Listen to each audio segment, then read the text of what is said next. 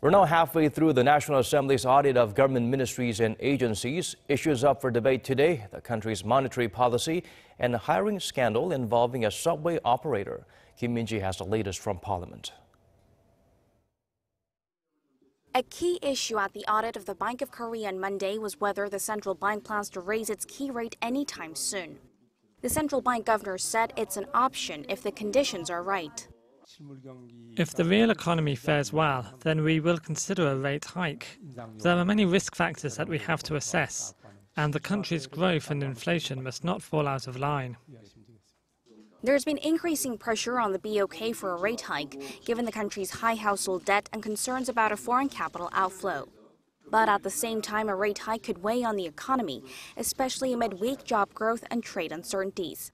The ruling party said that the BOK's decision is extra important at a critical time like this. It's a double-edged sword. In this situation, it'll make it extra important for the central bank to consider all these factors. How are you looking at the two scenarios? The Bank of Korea first and foremost prioritizes growth and inflation, but now there are risks to financial stability, and this needs to be taken into account. Another issue up for debate was whether the central bank is free from government pressure, which the governor said it is. The ruling party alleged that the previous conservative government exerted pressure on the BOK, resulting in multiple rate cuts that triggered housing speculation and a rise in household debt. But the opposition argued that the current government has done the same thing, referring to recent remarks by top government officials on the need to raise rates. The current administration is worse. What do you have to say about the neutrality and independence of the central bank when it comes to monetary policy? The board members that make the decision do not consider external remarks, and we do our best to make the best decision based on what the law requires us to do.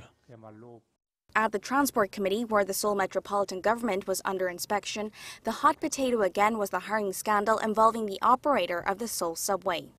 The opposition said that by giving job favors to the relatives of current and former workers, it's deprived young people of jobs, and there are probably more cases like this at state-run bodies. The ruling party criticized the opposition for politicizing the issue with groundless allegations, saying that fake news is being produced as a result. Kim Min-ji, Arirang News.